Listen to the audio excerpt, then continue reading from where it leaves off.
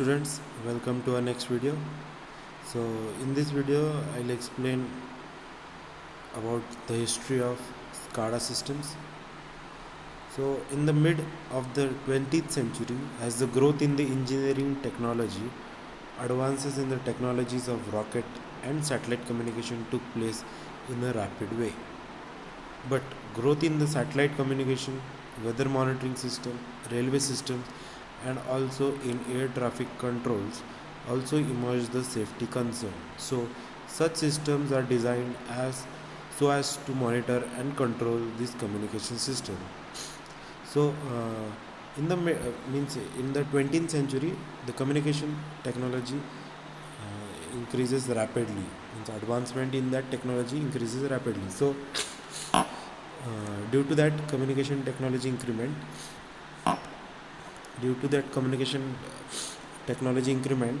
the growth in the satellite communication also increase, due to which the monitoring system like railway systems, traffic and other systems, weather monitoring systems, so in that area the safety concern arises.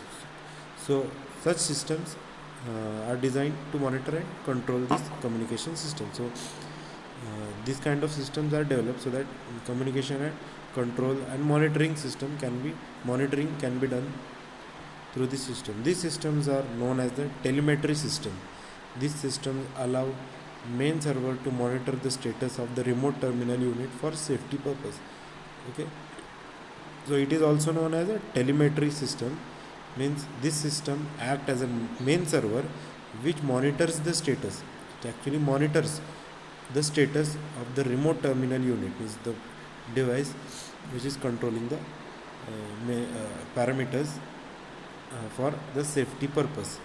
In the middle of 1960s, use of computer based system as master terminal unit in the process control system and industrial application become common. Means in 1960s only, in the middle 1960s, computer systems are used as a master terminal unit for controlling in industrial processes. Also, advancing technology computer were used for the real-time function. So, for the real-time purpose, real-time function, for real-time function purpose, advancement in computer technology is occurred. PRODAC processor developed by Westinghouse and GETAC processor developed by GE can capable of real-time function. So these two processors were developed which are capable of giving the real-time function. Later SCADA system was so developed that SCADA can be capable of data analysis, monitoring of data and logging of data. So after that the SCADA system is developed, in that it is capable of acquiring the data, analyzing and monitoring the data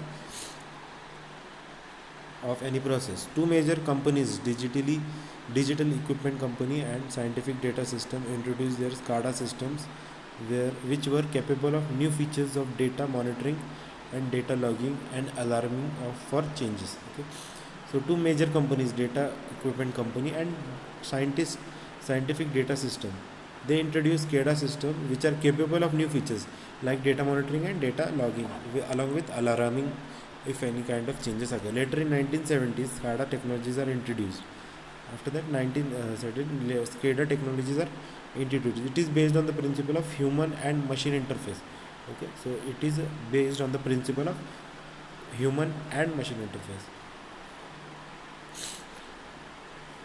And software applications. Rapid improvement take place in SCADA system. Okay? With the development of computers and software applications, the SCADA development take place. Improvements in the communication system make the use of advanced technology such as LAN, that is local area network, high-speed communication technologies and half duplex communication. So these are the, due to advancement in technologies, then LAN, high-speed communication and half duplex communications were methods used for communication purposes.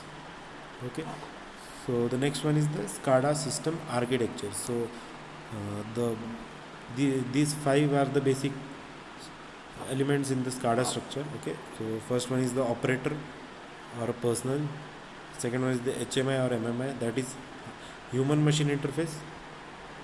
And MMI, that is man machine interface. MTU, that is the master terminal unit. Fourth one is the communication methods, okay, and fifth one is the remote terminal units, RTU. So this is the structure. The HMI or a user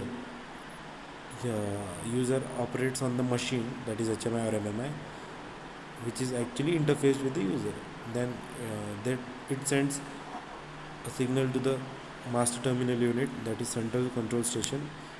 This is the main computer is here, okay, and through the data instrumentation and control, there is a RS232 communication method is used, okay. Then that signal is given to the controller, that is any kind of controller, means it is called as a remote terminal unit, that is RTUs, okay. It actually controls or acquires and monitors the data with the help of controller. So it can be any kind of controller. The basic example is the PLC. So PLC can monitor, log the data of any kind of data from any kind of sensors like flow sensors, temperature sensor and pressure sensor, okay. So this is the basic architecture of SCADA system. Now we will discuss one by one about all the components, okay. The first one is the operator. To monitor the SCADA system and as per the instruction performed, a supervisory controlling function, operator or personnel is required, which is the part of SCADA system and the architecture of SCADA. Means the person or the operator are used here for monitoring the SCADA system as per the instruction, okay, as per the instruction for controlling and performing the operation on the means the SCADA. This element of SCADA is an important as others for monitor and control for remote plant operations, okay. So this is the important part of the SCADA system. Second one is the HMI or MMI.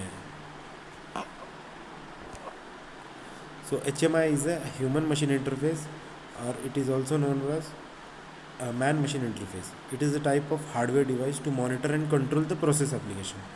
It is a hardware device to monitor and control the process application. This device is used to present data from various processes in terms of GUI, that is graphical user interface, sort of schematic of any process applications, and also provide control functions or inputs with simple operating systems, including pull down menus and button provided with touch screens, okay. So this is actually the data is shown in data of various processes is shown in the form of GUI, that is in the kind of schematic process, okay. Also provide control functions. It also provide some control functions or input with the simple operating system, okay. MTU, next one is the MTU. MTU is the master terminal unit. In SCADA system, one of the important unit is master terminal unit. It is one of the unit in the master slave configuration of SCADA architecture, okay. So it is a master in the master slave configuration of SCADA architecture. It collects the data from various sensors from the remote unit, okay. From remote unit it collects the data, but remote units can be of any number, okay, and transmit the control signal to the distant site, okay, and it also transfers the control signal at a distant site, okay, at the particular as per the application and process, okay, and sends the data to the HMI unit to present the data to the operator. So how actually the operator is operator sees the data, okay, with the help of HMI. It actually presents the data to the HMI it presents the data to the operator with the help of HMI. Different communication technologies are used to transfer the data between MTU and remote sites, okay. So MTU and remote sites communicate through some different kinds of communication technologies. Typically the data transmission rate between MTU and remote sites are low, okay, and controlling of the remote terminal unit, including the relays and other units, is done by MTUs in open loop configuration. So it actually controls it actually control the remote terminal unit, RTUs, with the open loop configuration, okay. As MTUs are normally at the center location and also referred as the operator workstation. It is also called as the operator workstation. Next one is the communication method and technologies used. Various communication methods are used for communication between SCADA and SCADA architecture element, okay. So different methods are used, communication methods are used between SCADA architecture element. Communication can be done between MTUs and RTUs by various techniques or mediums such as internet connection. Okay, so technologies can be through wireless internet connection, wired connection, okay, telephone, and which includes Ethernet. That is Ethernet. Next one is the PLCC, that is power line carrier communication, synchronous optical networking. Okay, so these are the communication technologies which can send signals between the SCADA elements. Next one is the RTU, that is remote terminal unit. In master slave configuration SCADA architecture, RTU act as a slave. Okay, as discussed, MTU act as a master and RTU act as a slave. In this SCADA architecture, RTU can be PLC. Okay, RTU can be PLC.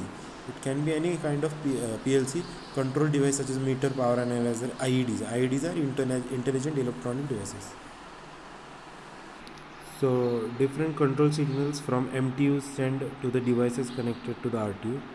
Okay, control signals are sent from MTUs to the RTUs, and various signals from distant sites are transmitted to MTUs by RTUs. Means MTUs and RTUs are given and controlled through a control signals. Transmission rate between controlled devices connected and RTUs is relatively high and used in closed loop configuration.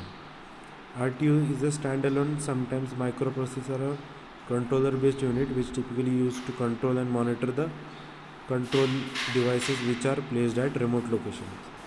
Okay, so next one is the communication protocol used. Modern SCADA use communication protocols such as Modbus, Foundation Field Bus, TCP/IP, Ethernet, and some industrial protocols such as ControlNet, DeviceNet, etc. for transmission of data within different control devices, MTUs and RTUs. So, so these were the important 6 components of SCADA system. So thank you for watching.